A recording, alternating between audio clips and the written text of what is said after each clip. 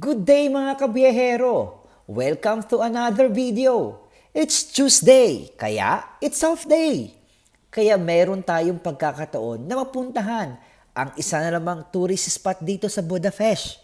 Gaya ng sinabi ko, meron akong isasama today, ang kaibigan kong si Pablo. Kaya, for the go na tayo! Samahan niyo ako sa biyaheng hilltop. Hapon na nga kami ni Paul lumarga dahil kapag gabi na, baka hindi namin maakyat ang bundok na Hungaria. Kaya ito, tamang lakad lang sa Gedli para naman maging turista kami sa padangin ng iba. Char! Kitang-kita na nga rito yung bundok na aming aakyatin. Buti na lang, sanay kami sa akyatan. Pero hindi kami akyat bahay ha. Kaya ito, bumaba muna kami sa hagdan. Umakyat para makatawid kami sa kabila. Tulay pa lang. Tsak, sigurado ako na sobrang makikita ninyo. Bukod nga naman sa magandang tulay na ito sa mga sasakyan, meron din namang barko, tren at iba pang sasakyang panlupa ang makikita ninyo. Yan pala si Paul. Medyo may araw pa nga, pero malibig na malang simoy ng hangin. Grabe, parang hagdan ng palasyo yung hagdan na aming aakyatin. Goal nga namin, akyatin namin ang tuktok. Tamang-tama ito dahil wala naman kaming exercise sa bahay, kundi kain lang.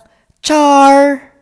Kaya tara na, bumungad pala sa amin ang falls na ito. Bungad pa lang, panalong-panalo na. Kaya, picture-picture muna kami dyan bago umakyat sa hagdan. At ito na mga repa, sinimulan na namin akyatin. Di ko alam kung ilang oras sa abutin bago namin marating ang tuktok. Basta, di na mahalaga yun. Basta makita natin ang ganda nito.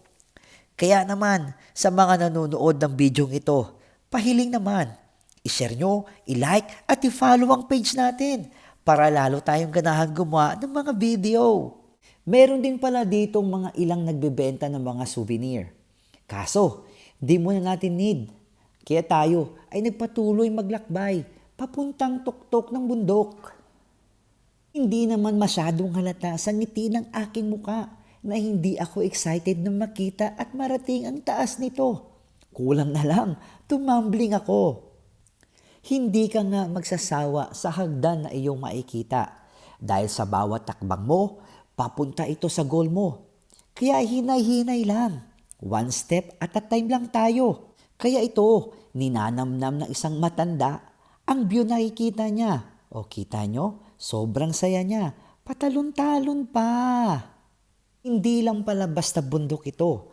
Dahil habang kami naglalakad, mayroong kaming nakitang nagdi-date.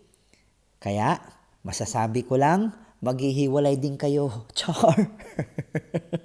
Joke lang. Ang layo pa talaga namin. Kaya naman, naisipan muna namin magpahinga saglit at kumuha ng kunting litrato para ipadala sa aming mga pamilya. Ito, tamang kwentuhan muna habang tumatawa dahil pagkatapos nito, gora na! Mas lalo nga pala akong ginanahang lumakad nung nakita ko ang mag-couple na ito na may edad na. Kung sila nga kayang akyatin, kami pa kaya? Kaya ito, pahinga ulit muna, ha ha ha. Ako na muna ang humawak ng ating kamera para naman makasama sa video si Pablo at makita ng kanyang pamilya na siya ay malusog at healthy sa aming paglalakad. Hindi nga namin namalayan na malapit na pala kami. Kaya siya na muna ang naghawak ng ating video para makaporma tayo. Char! Touchdown na mga repa. Kaso sarado dahil under construction pa.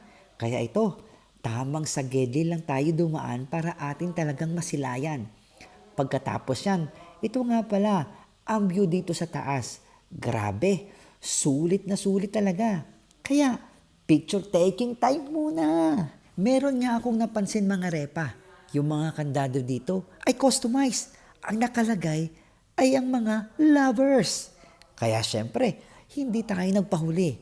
Kahit wala tayong kandado, may ballpen naman tayo. Kaya ito, sinulat ko na rin ang pangalan ko at ang pangalan ng forever ko. Charot!